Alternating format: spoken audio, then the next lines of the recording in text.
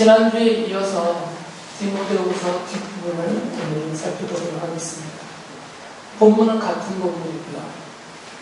그래서 디모데후서 2장 3절에서 6절까지 읽겠습니다.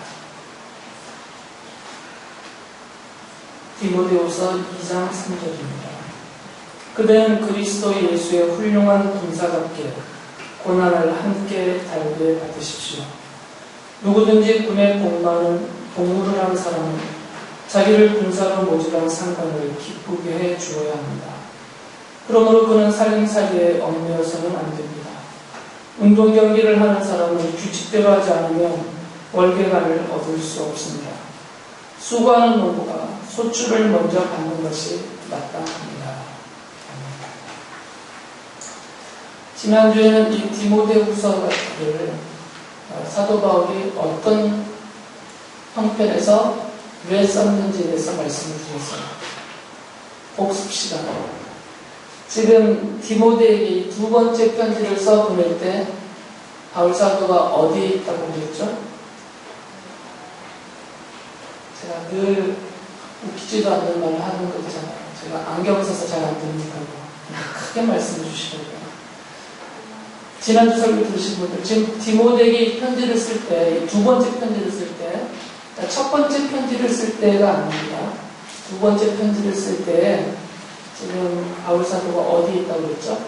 네. 어디 감옥? 로마 감옥. 바울이 로마 감옥에 두 번 투옥됐다고 그랬잖아요. 첫 번째 투옥은 사도행전 28장에 나오는 첫 번째 투옥이죠. 사실 그것은 진짜 감옥이 아니라 가택연금 상태로 2년을 보냈다고 했고요. 그러다 2년 후에 재판이 치러지지 않아서 무죄로 풀려났죠. 풀려나서 다시 또 쭉 전도를 하다가 두 번째 붙들려서 그때는 진짜 감옥이에요. 그때 로마 형제가 뭐라고 그랬죠? 네로 치세 때 붙들렸습니다. 그래서 이제 곧 사형을 당합니다. 곧 죽기 바로 전이에요. 그래서 죽음을 앞두고 이제 금방 사형을 당할 건데 그때 많은 기독교인들이 죽었거든요. 그 로마시 대화재 사건의 핑계로 기독교인들이 이제 죽음을 당했기 때문에 그래서 바울 사도도 그때 죽습니다. 그래서 죽기 전에 사도 바울이 디모데에게 마치 유언과도 같이 자기의 사랑하는 믿음의 아들이며 또 믿음의 제자인 그리고 당시 에베소 교회 목회자였던 디모데에게 유언을 하듯 마지막 당부하는 그런 권면을 써보는 것이 이 디모데후서 두 번째 디모데에게 보낸 편지다라고 말씀을 드렸어요. 그래서 이 디모데후서를 읽을 때는 두 개의 눈을 갖고 읽어야 된다고 말씀을 드렸어요. 하나는 바울의 눈입니다. 그래서 바울이 죽음을 앞두고 자기 사랑하는 믿음의 아들이며 제자요 에베소 교회 목회자인 디모데에게 하고 싶었던 말이 과연 무엇이었을까? 그런 눈으로 한번 한 눈으로 봐야 되고 또 다른 눈은 결국은 모든 성경은 그 성경의 저자들을 사용해서 하나님이 쓰신 거니까 과연 하나님은 이 바울의 죽음에 임박한 상황에서 다급한 마음, 절박한 마음을 갖고 디모데에게 보내는 이 편지를 통해서 교회와 성도인 우리들에게 하시고 싶은 말씀이 무엇인가? 이게 또 하나의 눈이라고 그랬죠. 그래서 이 두 눈을 가지고 디모데후서를 읽으라고 말씀을 드렸어요. 바울의 눈으로 한번 보고 또 한 가지는 그 전체를 통하여서 지금 나에게 바울이 디모데에게 하는 말이 무엇인가를 한편에서는 보고 또 한편에서는 이것을 통해서 하나님이 나에게 하시는 말씀은 무엇인가 두 가지 눈으로 디모데후서를 봐야 된다라고 말씀을 드렸어요. 그래서 지난주 설교 때 좀 말씀드린 것처럼 지금 이제 바울은 바로 죽습니다. 얼마 안 있어 바로 죽고요. 그래서 바울이 내가 이제 이 세상을 떠날 때가 됐다라고 말하거든요. 거의 다 된 거죠. 내가 이 세상을 떠날 때가 되었고 또 내 주변에는 다 떠나고 나를 따르던 사람도 떠나고 동역자들도 떠나고 심지어는 아예 그냥 믿음을 버리고 데마 같은 경우는 아예 세상을 좋아해서 세상으로 떠나버린 사람까지도 생기고 지금 한 사람 바울의 주치격으로 바울을 돌아봐주고 또 함께 동역하라고 사도행전과 누가복음을 썼던 누가만 지금 남아있는 거죠. 단둘이만 있는 거죠. 그래서 모든 면에서 바울의 마지막 생애가 이렇게 쓸쓸하고 고독하고 외롭고 또 자기는 이제 사형을 당할 상황이고 이런 상황이지만 바울이 디모데에게 써서 보내는 이 편지의 내용은 결코 바울이 내가 헛수고를 했다라든지 아니면 내 말로가 이렇게 비참하다라는 신세한탄하든지 이런 내용을 쓰지는 않습니다. 그래서 사실로만 기록을 한 거고요. 나만 남았다는 것은. 그러나 바울은 무엇을 계속 강조하냐면 이제 디모데에게 권면하는 말을 통하여서 자기의 심정을 거기다 담아서 그대로 말해요. 그래서 오늘은 이제 앞에 부분은 저번 주에 말씀드렸고요. 이제 오늘은 그 바울이 유언처럼 남긴 이 마지막 권면이 무엇인지를 좀 살펴보려고 해요.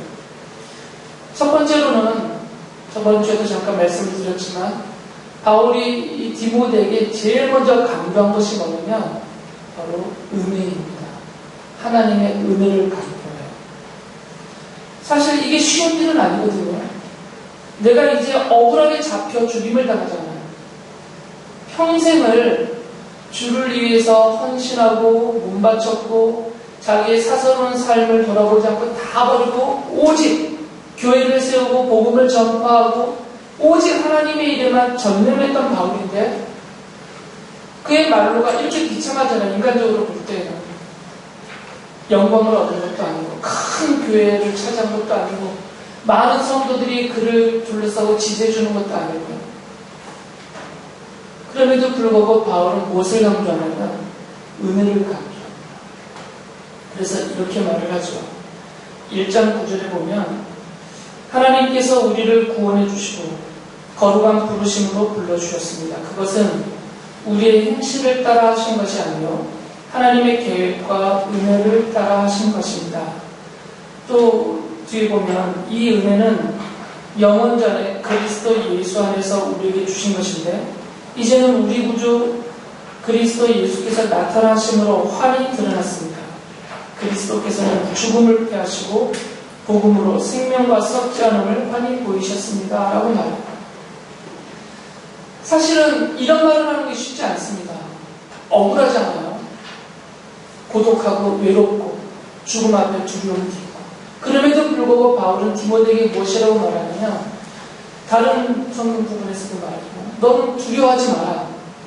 나와 함께 고난당하는 것을 이 복음을 인해서 고난당하는 것을 무서워하지 마라. 이 모든 것은 다 하나님의 은혜다라고 말을 해요. 그러면서 그 은혜는 그리스도 예수를 통하여서 드러났다라고 말하죠. 어디서 드러나냐면 바로 십자가에서 드러났다라는 것입니다. 예수께서 나를 대신해서 십자가에서 죽으시면서 그 흘리신 보혈로 나의 과거, 현재, 미래 모든 죄의 벌을 다 내가 받지 않아도록 다 용서받게 해주셨어요.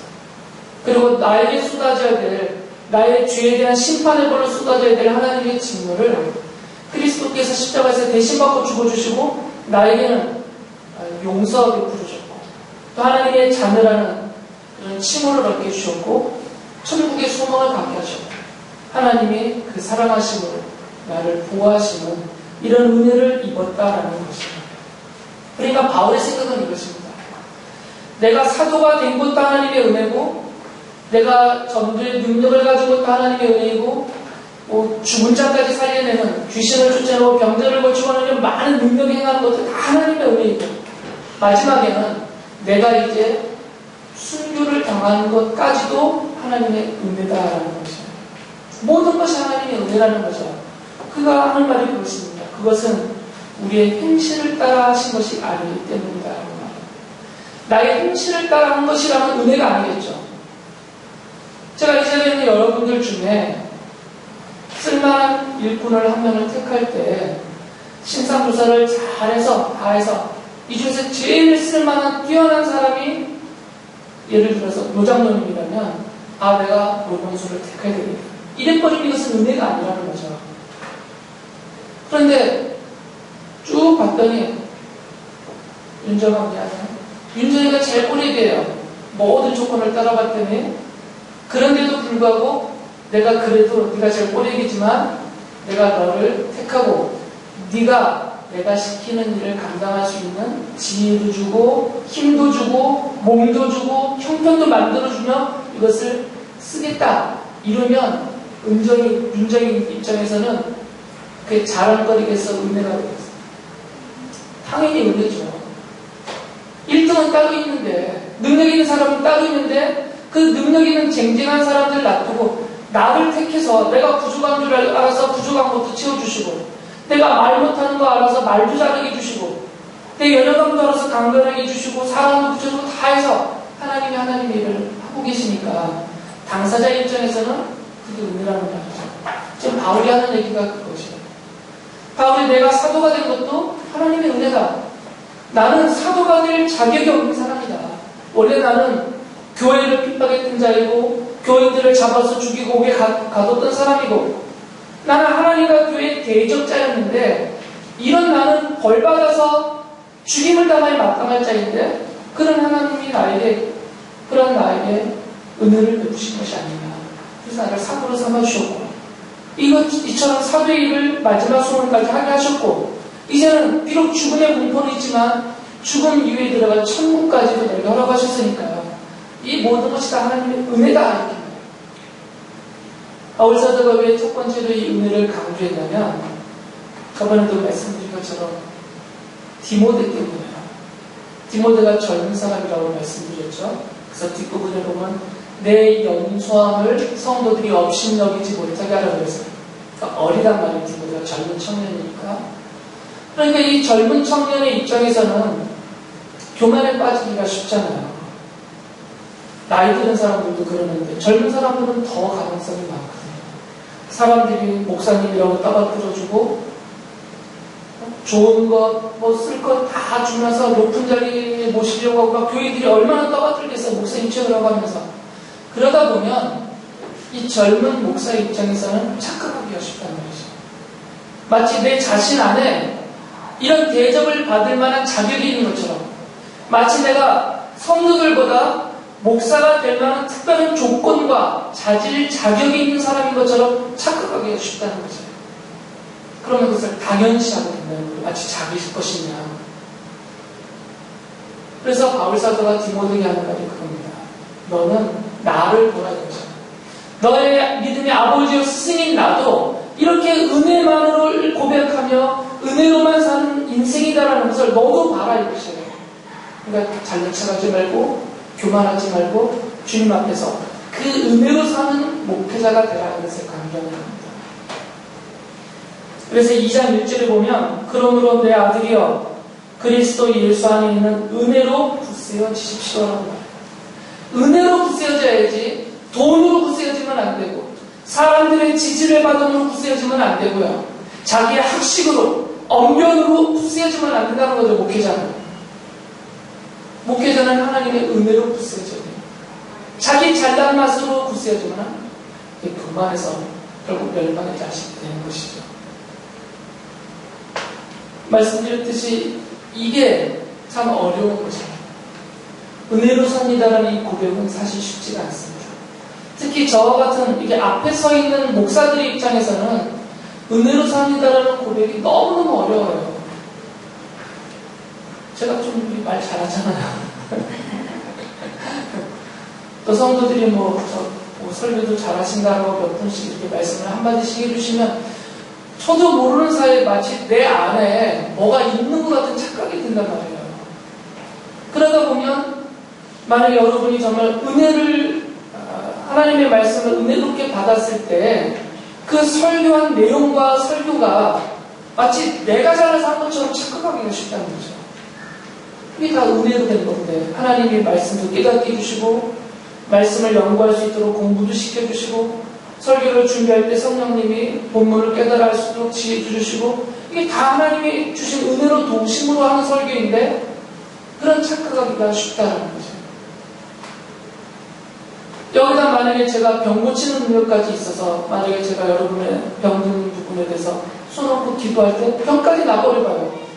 그러면 더더욱 마치 내 손에서 뭔가 있는 것처럼 자꾸 쳐다보게 된단 말이에요. 그래서 이러다 보면 하나님의 은혜를 마치 내 것이냐 내가 스스로 가로차게 된다는 것이죠. 사실 어려운 일입니다. 그리고 이 부분에서 사실 많은 목회자들이 실패를 하고 있어요. 은혜 대신에 자신을 자꾸 많이 나타내기 때문에. 성도들도 마찬가지입니다. 교회에서 특히 다른 분들보다 좀 더 많은 일을 하시는 분들, 좀 더 중요한 직책을 맡고 계신 분들이 여기에 넘어지기가 너무 쉬워요. 다 은혜로 된 거거든요. 만약에 예를 들어서 우리 장로님은 제가 무슨 말을 해도 안 믿으십니까? 노병수 장로님이 우리 교회 장로님이시잖아요. 그런데 노 장로님이 스스로 생각하기에 내가 그래도 몇십 년을 신앙생활을 했고 내가 그래도 기도를 얼만큼 하고 내가 성경을 몇십 번을 읽었고 내가 봉사를 얼마나 헌금을 내가 얼마나 많이 했고 그래도 내가 장로가 안 된 저 집사보다는 좀 낫지. 이런 생각이 요만큼이라도 들면 장로님 큰일 나는 거예요. 그래 버리면 안 되는 거죠. 왜 그러냐면 그거 다 누가 주냐면 하나님이 주신 거거든요. 그러니까 이게 목사이든 성도이든 간에 하나님의 은혜를 잊어버리면 그 순간부터 이들은 점점 망할 자식이 되는 거죠. 사업하시는 분들도 잘 기억하셔야 돼요. 여러분들이 공인이 아니라 사장님이요 관리자로 계시다는 것을 너무 자랑스러워하시면 안 돼요. 그게 은혜이거든요. 하나님이 주신 은혜예요. 우리 한 회장님도 하나님이 그 주신 은혜를 이미 오래전부터 사고하고 계시잖아요. 그렇죠? 왜 다만 안 하시잖아요. 이게 다 받은 것이 많은 사람일수록 까먹기가 쉽다라는 거죠. 은혜라는 것은. 이걸 잘 기억하시고. 내가 이창원 성도님 공장 가서 말씀드렸듯이요. 지금 하시는 그 모든 사업이 시작부터 끝까지가 다 은혜로 되는 거지. 성도님의 그 모든 경력, 연륜, 빽, 관시 이런 거로 된다고 생각하면 큰일 난다는 거예요. 다 그렇습니다. 이것만큼 잊지 마셔야 돼요. 그러니까 바울이 디모데에게 하나님의 은혜를 그렇게 강조하는 것은 결국 디모데는 이미 깨닫고 신실한 목회자로 평생 살았어요. 결국 누구 깨달으라고 하시는 하나님의 말씀 위해서요. 나죠. 김찬희 목사도 포함이 되고 이 자리에 있는 여러분들이 다 나의 인생이 높은 자리에 있든 낮은 자리에 있든 잘 나가든 망하고 있든 부유하든 빈곤하든 이 모든 것이 다 하나님의 은혜다라는 이 믿음의 고백을 하며 살라라는 거죠. 두 번째로 디모데에게 바울이 권하는 것은 뭐냐면 잘 가르쳐라 이거죠. 무엇을 가르치라고 그러냐면 이 은혜의 복음, 그것은 뒷부분에 가면 곧 하나님의 말씀이고 성경이다 이렇게 말하거든요. 그러니까 이 세 가지가 다 같은 말이에요. 이 은혜의 복음, 그것은 예수 그리스도 안에 담겨져 있던 것이 십자가를 통해서 드러난 것이거든요. 그러니까 은혜의 복음이죠. 이 은혜의 복음을 바울 사도는 뒷부분에서는 하나님의 말씀이다 이렇게 말했고요. 또 디모데후서 3장 15, 16, 17절에 가면 그 말씀은 곧 성경이다라고 하고 있어요. 그러니까 디모데에게 지금 바울이 두 번째로 당부하는 것은 뭐냐면 너의 직분은 말씀을 가르치는 직분이다. 그러니까 말씀을 잘 가르쳐라 이거죠. 목사가 하는 일 중에 제일 중요한 일은 사실 말씀을 가르치는 일입니다. 성도들보다 더 많은 시간을 말씀을 연구하기 위해서 공부하고 준비했고 또 하루 일과 중에 거의 대부분을 이 말씀 연구에다 쓰잖아요. 설교를 해야 되니까 가르쳐드려야 되니까 말씀의 뜻을 풀어드려야 되고 그러니까 목사가 맡은 직분 중에 신방도 중요하고 전도도 중요하고 교회 여러 소소한 일들을 돌아보는 것도 다 중요하지만 그 어떤 것도 말씀을 가르치는 것보다 우선되는 일은 없어요. 그러니까 목회자로서 당시 에베소 교회를 책임지고 있었던 목회자로서 디모데에게 제일 중요한 일은 말씀을 가르치는 일입니다. 말씀을 가르치기 위해서 디모데는 말씀을 먼저 잘 배워야만 했어요. 그래서 바울을 통하여서 말씀을 많이 배웠죠. 그래서 2장 8절에 보면 이렇게 바울 사도가 말해요. 내가 전하는 복음대로. 디모데는 바울이 전하는 복음을 옆에서 듣고 배우고 다 익혔단 말이에요. 그 복음을, 그 은혜의 복음을 2절에 보면, 2장 2절에 보면 그대가 많은 증인을 통하여 나에게 들은 것을 먼저 디모데가 배워야 되는 거죠. 배운 것을 믿음직한 사람들에게 전수하십시오라고 말해요. 가르치라는 거예요. 또 2장 15절에서도 그대는 이 진리의 말씀을 올바르게 가르치는 부끄러울 것이 없는 일꾼으로 하나님께 인정을 받는 사람이 되기를 힘쓰십시오. 2장 14절에서는 신도들에게 이것을 일깨우십시오라고 말해요. 그러니까 이 은혜의 복음을, 곧 하나님의 말씀을, 성경을 잘 가르치라는 겁니다. 이게 너의 첫 번째 사명이다 라는 거죠. 또 4장 2절에서 이렇게 말하죠. 그대는 말씀을 선포하십시오. 기회가 좋든지 나쁘든지 꾸준하게 힘쓰십시오. 끝까지 참고 가르치면서 책망하고 경계하고 권면하십시오. 그러니까 목사는 이 말씀을 가르치는 일에 모든 것을 쏟아야 된다는 거죠. 사실 다른 것 할 수 있는 시간적인 여유가 많지는 않습니다. 저희 유일한 다시피 한 취미가 바다 낚시라는 거거든요, 사실. 제가 제일 좋아하는 건 낚시예요. 근데 금년 들어서 아직 한 번도 못 갔는데, 작년에도 못 가고. 낚시는 가고 싶은데. 근데 이게 마음 사실 편하지는 않아요. 충분히 설교를 준비하거나, 말씀을 충분히 연구하고, 잠시 쉼을 위해서 1년에 한두 차례 이렇게 가는 것은 그렇게 주님 앞에서도 죄송스럽지 않고, 교회 앞에서도 미안할 것이 없는데, 만약에 이게 정말 중독이 되어서 매주 몰래 매주 간다면 이건 목회자로서 올바르지 못하다라는 거죠. 공을 찬다든지 또 다른 취미나 오락이나 이런 것들에 너무 많은 시간을 습관적으로 또는 중독이 되다시피 쓰는 것은 말씀을 전하는 자가 맡은 그 사명에 합당치 못하다는 거죠.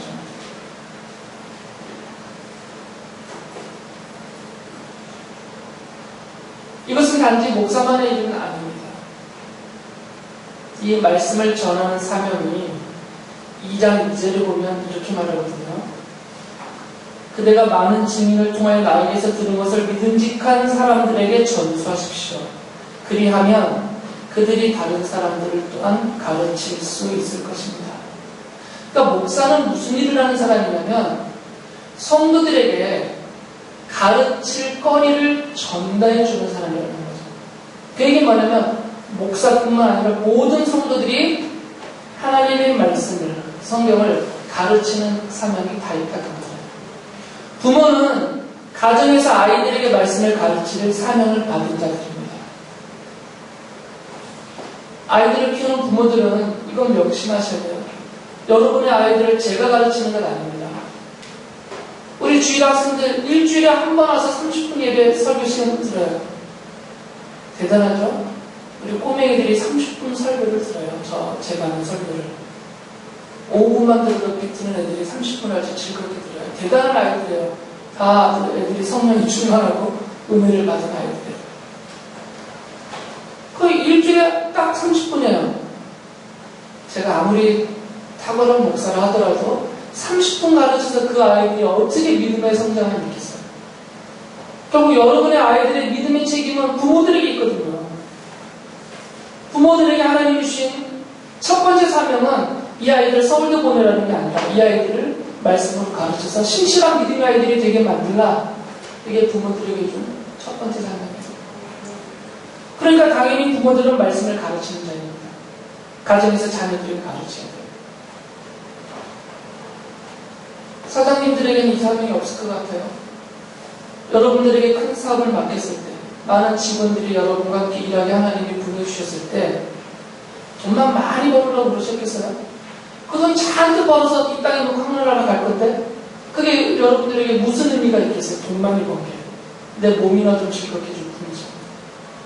더 중요한 사명은 여러분에게 하나님이 직원을 보내주셨으면 그 직원들에게 내 삶을 통해서 또한 나의 이 말과 행실과 이런 가르침을 통해서 하나님의 말씀을 가르치라는 사명이 있다는 것이죠. 이걸 깨닫는 분들이 사명자인 거죠. 단순한 돈벌이를 하는 직장이 아니라 관리자로 일하시는 분들도 마찬가지입니다. 이것은 어느 자리에 어느 상황에 있든 누구든지 다 똑같습니다. 말씀을 들은 자는 가르치는 자가 되는 거죠.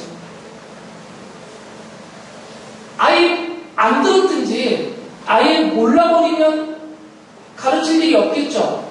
그러나 하나님이 여러분들을 하나님 앞에 모으시고 예배 자리에 모으시고 김찬희 목사라는 말씀을 전하는 자를 통하여서 말씀을 여러분의 귀에, 여러분의 마음에, 여러분의 영혼에 전달해 주셨다면 이건 제가 한 게 아니라 하나님이 저를 통하여서 이렇게 하신 거잖아요.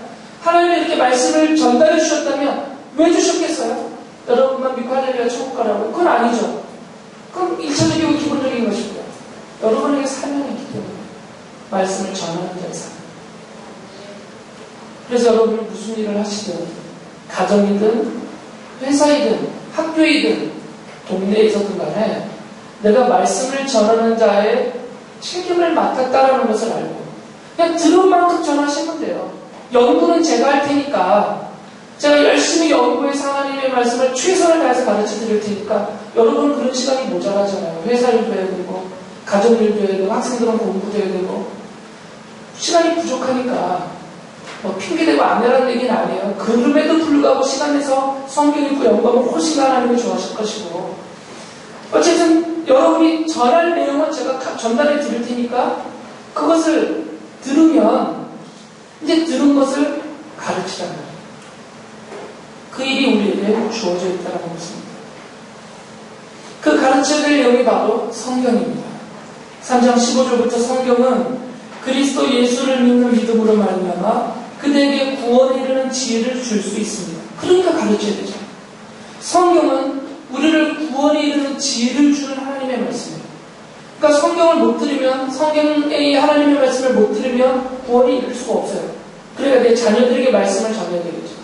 내 자녀들이 구원에 이르러야 되니까 내 사랑하는 친구들, 이웃들, 직장 동료들 이들이 구원받고 천국을 가야 되니까 성경을 못 들으면 못 가니까 성경 말씀을 못 들으면 구원에 이를 수가 없으니까 가르쳐야 된다는 것이죠. 밥 많이 사준다고 천국 가는 게 아니잖아요. 좋은 선물 많이 준다고 천국 가는 게 아니잖아요. 그럼 나중에 뭐 하겠어요? 천국 못 가고 지옥 가면 여러분이 잔뜩 먹여준 밥이 천국 가는 능력이 못 되고 그냥 지옥 갈 때 아무런 도움 그냥 가르침없이 사라져 버린다면 건져내지 못하고 그게 무슨 의미가 있겠어요? 자녀에게 많이 사는 선물이나 자녀에게 베푼 많은 것들이 이 아이들이 천국 가지 못하고 결국엔 지옥에 가버린 인생이 되어버린다면 그게 무슨 의미가 소용이 있겠냐. 여러분이 벌어놓은 돈이라든지 여러분이 차지한 권력이나 지위나 명예나 이런 것들이 구원에 이르게 하는 능력이 안 된다면 구원에 이르는 지혜를 주는 것이 못 된다면 그것이 우리 인생에 또 내 사랑하는 사람들에게 무슨 의미가 있겠냐. 성경을 나도 듣고 또 내가 그들에게 가르쳐야 된다는 거죠. 16절에서는 모든 성경은 하나님의 영감으로 된 것으로서 교훈과 책망과 바르게 함과 의로 교육하기에 유익합니다. 그 성경은 교육에 유익하다고요. 그러니까 내 자녀들을 교육하는 데 유익하고 내 직장 직원들을 교육하는 데 유익하고 내 친구들을 교육하는 데 유익하다고요. 어떤 면에서 교육하는 게 유익하느냐? 책망하는 데 유익하고 바르게 살도록 가는 길에 유익을 주고 또 의로운 인생이 되도록 가르치는 데 유익하다는 거죠. 그래서 이것을 가르치라는 것입니다. 또 17절에 보면 성경은 하나님의 사람을 유능하게 하고 그에게 온갖 선한 일을 할 수 있게 하는 것입니다. 그러니까 성경만 잘 배우면 하나님의 사람들은 유능해진다고요. 이 유능해진다라는 게 세상 사람들과 상대적으로 비교해서 뛰어내진다 그것은 아닙니다. 그렇게 될 수도 있고 안 될 수도 있어요. 그러나 하나님이 쓰시기에는 유능한 자가 되는 거죠. 특히 온갖 선한 일을 하는데 유능해지는 거죠. 공부 많이 했다고 선한 일 하는 건 아닙니다.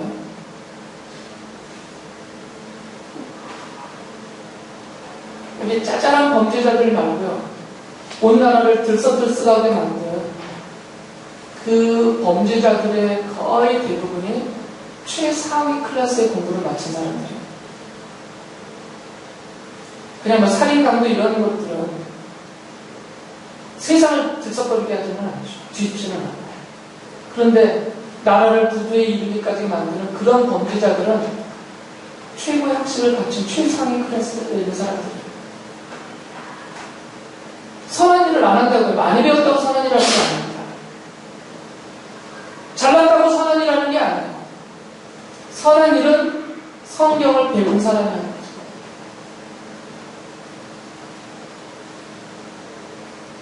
불자들도, 그러니까 불교를 믿는 불자들 중에도 제대로 불경을 공부한 사람들은 착한 일을 해요.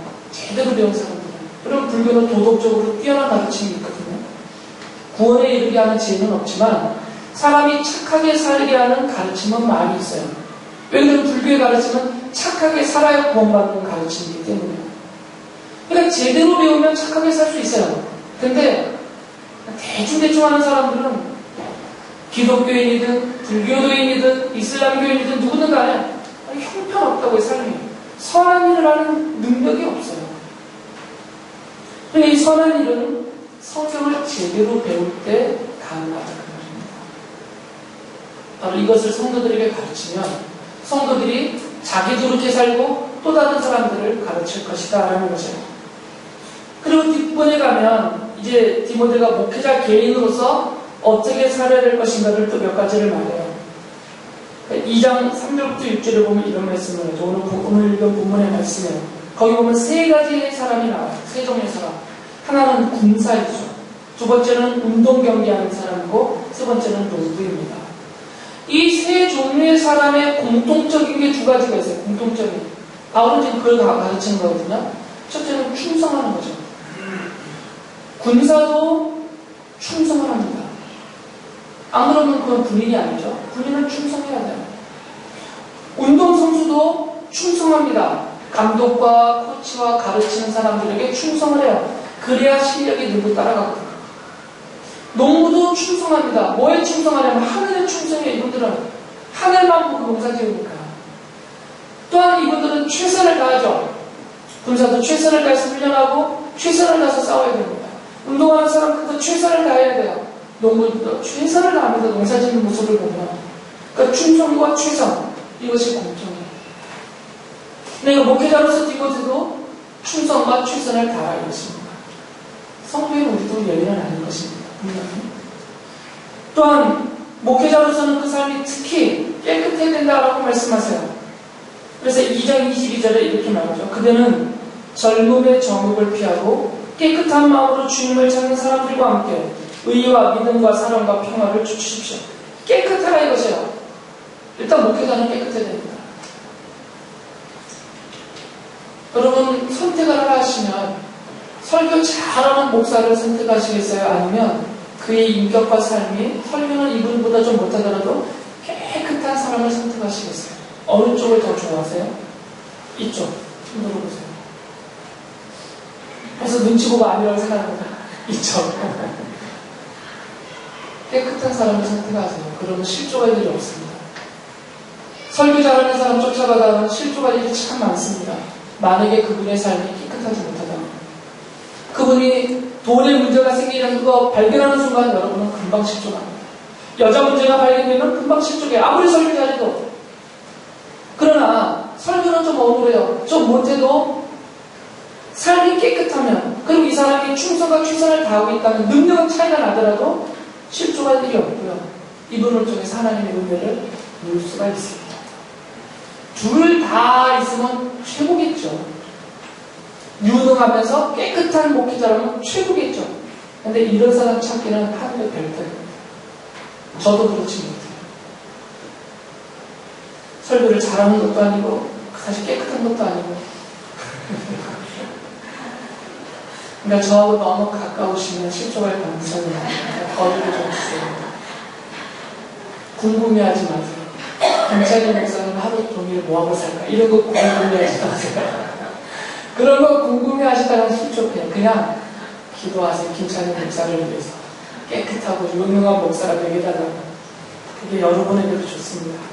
막 캐지 말고. 왜 그러나 몰라요. 성도들이 목사를 뒤를 캐고 막 그러는 거. 자기만 실조 같은데. 그렇다고 제가 엄청난 범죄자는 아닙니다. 저도 최선을 다하고 있어요. 충성하면 최선을 다하는 중에 되려고 애를 쓰고 있다는 거예요. 그래서 그릇 비유를 들었어요. 여러분이 잘 아시는 그릇 비유입니다. 2장 20절, 21절에 이렇게 말씀하세요. 큰 집에는 금그릇과 은그릇만 있는 것이 아니라 나무 그릇과 질그릇도 있어서 어떤 것은 귀하게 쓰이고 어떤 것은 천하게 쓰입니다. 그러므로 누구든지 이러한 것들로부터 자신을 깨끗하게 하면 그는 주인이 온갖 좋은 일에 요긴하게 해서는 성별된 귀한 그릇이 될 것입니다. 라고 말해요. 그러니까 주인은 하나님이시잖아요. 하나님은 누구를 쓰냐면 깨끗한 자를 쓴다는 거죠. 부족한 것은 채워주면 되니까 하나님이. 부족한 능력은 하나님이 능력을 주시면 되니까 하나님은 깨끗한 자를 쓰신다는 거죠. 그러니까 목회자는 깨끗해요. 무엇보다도 깨끗해야 돼요. 돈에서도 깨끗하고 이성 문제에서도 깨끗하고 사람과의 관계에서도 깨끗하고 세상 노래에 대해서도 깨끗하고 하나님 보시기에 일단 깨끗해야 돼요. 그래야 쓰시는 거예요. 부족한 것은 채워주시면 되니까 하나님이. 성도들도 마찬가지예요. 하나님의 일을 목사가 하는 일도 있지만 또 많은 성도들이 해야 되잖아요. 그 많은 하나님의 일을 맡길 일꾼들은 누구냐? 깨끗한 사람이라는 거죠. 그리스도의 보혈로 깨끗하게 씻어졌고 그리스도의 보혈로 점점 깨끗해져가는 바로 그 사람들. 교만하여 자기가 잘났다고 나가면서 스스로를 더럽히는 자들 말고 나는 부족하고 나는 힘이 없고 나는 가지도 없고 능력도 없고 오직 하나님의 은혜와 자비하심이 아니면 할 수 없다라고 날마다 고백하면서 주님 앞에 기도하며 엎드리는 그 사람들이 깨끗해져가는 사람들입니다. 하나님은 그런 사람들을 쓰신다고요. 마지막으로 바울은 디모데에게 인격적으로도 권면함이 있어요. 몇 가지만 을 제기지만 전체적으로 본다면 인격적으로도 바르게 살아야 된다는 거죠. 2장 24절부터 25절에 이렇게 말씀하세요. 주님의 종은 다투지 말아야 합니다. 여러분 목사가 싸우는 모습 보면 은혜가 되겠어요? 어떤 일이 있어도? 그러니까 목사는 그냥 맞아야 돼요. 정당한 싸움을 목사가 싸우면 지나가다 보고 무슨 목사 싸움질이야 이러고 그러거든요. 그러면 성도가 실족하게 되버려요. 이건 옳지 못하다는 거죠. 그래서 목사는 일단 다투면 안 돼요. 누구하고든. 특히 아내와 다투면 안 돼요. 목회 못해요. 제가 제 아내를 대할 때 늘 져주려고 애써요. 그렇죠? 대답을 안 하면 내가 쓰게 주세요. 그러니까 목회자는 가정에서도 아내와 자녀들과 다투면 안 되고 교회에서 성도들과 다투면 안 되고 사회에서도 이웃과 다투면 일단 다투면 안 돼요. 다투면 성도가 실족하고 교회가 큰일 나요. 억울해도 다투면 안 됩니다. 목사가 다투가지고 좋을 건 하나도 없어요. 자신에게도 문제가 생기고 성도들에게도 실족하게 되고 교회가 어지러워요. 일단 다투면 안 돼요. 그래서 제가 후배 목사들한테 항상 권면하는 게 그 말이에요. 저한테 자주 물어보면 일단 화내지 말라고 해요. 무슨 일이든 간에 화내지 말라. 화내버리고 화가 터져 나오는 순간 너는 그거 회복하는데 10년 걸린다. 일단 화내면 안 돼요. 그래서 그런 모든 사람에게 온유하라. 화내지 말라는 거죠. 온유하고 잘 가르치고 참을성이 있어야 돼요. 목회자는 인내심이 커야 돼요.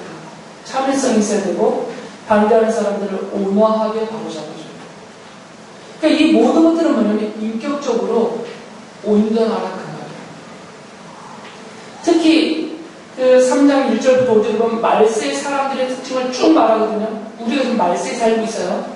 예수님이 오시기 전 세상을 말해요. 말세에 살고 있는데 말세 사람들의 사는 특징이 이래요. 3장 1절부터 보면 그들은 이것을 알아두십시오. 말세에 어려운 때가 올 것입니다. 사람들은 자기를 사랑하며 돈을 사랑하며 뽐내며 교만하며 하나님을 모독하며 부모에게 순종하지 아니하며 감사할 줄 모르며 불경스러우며 무정하며 원한을 풀지 아니하며 비방하며 절제가 없으며 난폭하며 선을 좋아하지 아니하며 배신하며 무모하며 자만하며 하나님보다 쾌락을 더 사랑하며 겉으로는 경건하게 보이나 경건함의 능력은 부인할 것입니다. 이게 마지막 세상에 사는 사람들의 공통된 특징이라고요. 여기서 이게 남 얘기다라고 생각하시면 큰일 납니다. 여러분들 얘기해요. 바로 우리들 얘기해요. 우리가 이런 사람들이에요. 우리가 실제로. 그렇기 때문에 마지막 3장 5절 끝에서 이렇게 말했어요. 그대는 이런 사람들을 멀리 하십시오. 가까이 할수록 똑같아지고요. 멀리 한다는 얘기는 스스로 내가 이런 사람이 안 되겠다라고 다짐하고 있습니다. 인격적으로도 온전해져야 되는 것입니다. 여러분의 인격이 온전할 때 여러분의 가르침을 자녀들은 기쁨으로 받아들일 것이에요. 회사에서 사장님과 관리자인 여러분들의 인격이 직원들을 대할 때 온전하면 직원들이 회사를 경영하는 일뿐만 아니라 여러분이 하나님의 말씀을 그들에게 전파하여 구원에 이르게 해줄 때 그들이 잘 듣고 따를 수가 있습니다. 그러나 인격적으로 온전치 못하면 늘 하는 말이죠. 너나 잘해 이러고 안 듣는다니까요. 너나 잘해 그래요. 자녀들이 크면 부모를 향해서도 속으로는 바깥으로는 안 믿겠지만 엄마나 잘해 이런다고요. 못된 놈들은 대놓고 말도 하지만 이런 버리면 그들을 구원케 하는 말씀이 그들에게 전달이 안 된다고요. 중요한 관점은 이것이에요. 내가 용공력 안의 문제가 아니라 하나님은 나를 통하여서 그들에게 구원에 이르게 하는 하나님의 말씀을 전해주고 그들이 그 말씀을 듣고 그리스도의 십자가의 복음을 깨닫고 그 보혈의 능력으로 구원에 이르게 되는데 내가 삶이 그렇지 못하면 이게 전달이 안 된단 말이죠. 바울이 디모데에게 이런 많은 권면을 하는 이유는 한 가지예요. 바울에게 맡긴 가장 중요한 사명인 말씀을 가르치는 그 일에 있어서 성도들이 말씀을 잘 들을 수 있게 하기 위해서 말씀을 가르치는 목회자로서 말씀이 온전히 그들에게 그대로 잘 전달되고 이 말씀이 그들을 구원케 하는 능력의 발휘가 되게 하는 통로가 되어야 되니까 디모데에게 이런 권면을 하는 거죠. 이것은 여러분을 향한 같은 권면입니다. 내가 목사다라고 생각하기까지는 어려우시겠지만 몇 가지는 기억하셔야 됩니다. 바울이 말합니다. 첫째, 나는 하나님의 은혜로 사는 인생이다. 하나님이 나에게 은혜를 앞에 부셨으면 나는 죽어 지옥 갈 자이고 이 땅에 사는 동안은 그 죄와 비참함을 헤어날 수 없는 인생이었는데 내게 은혜를 베푸셔서 그리스도의 복음을 받아들이게 하시고 내 하나님의 자녀로 구원받게 하신 것이 당연히 하나님의 은혜이고 지금 내가 높든 낮든 내가 처한 모든 삶의 모든 것이 하나님이 주신 은혜이다. 이것을 기억하는 것입니다. 두 번째로는 내가 말씀을 전하는 사명자다. 나를 통해서 구원케 하는 말씀을 전하게 하시라는 하나님의 뜻을 받은 자이다. 이것을 꼭 기억하는 것이고요. 이것을 이루기 위해서 필요한 것이 무엇이냐? 깨끗하게 살아라. 온전한 인격을 갖추어라. 그 목적을 위해서요. 그 목적 때문에. 다른 목적이 아닙니다. 사람들 앞에서 좋은 평판을 듣겠다는 목적도 아니고요. 남들로부터 명예를 얻고 높은 자리에 오르겠다. 이런 목적은 이건 다 하찮은 목적이에요. 그건 구원에 이르게 하는 능력이 아니니까. 우리의 삶의 이 모든 것의 목적은 어디 있냐면 나도 복음을 듣고 나도 성경 말씀으로 구원을 얻고 내가 내 사랑하는 자녀들에게 내 친구들에게 내 직장 직원들에게 이 생명의 말씀을 전해서 그들과 함께 구원에 이르게 하겠다는 이 목적 때문에 이렇게 살아야 된다는 것입니다. 이 믿음을 갖고 주님 앞에 내가 그런 삶을 살게 해달라고 기도하시면서 그 은혜로 살아갈 수 있는 여러분 되기를 바랍니다.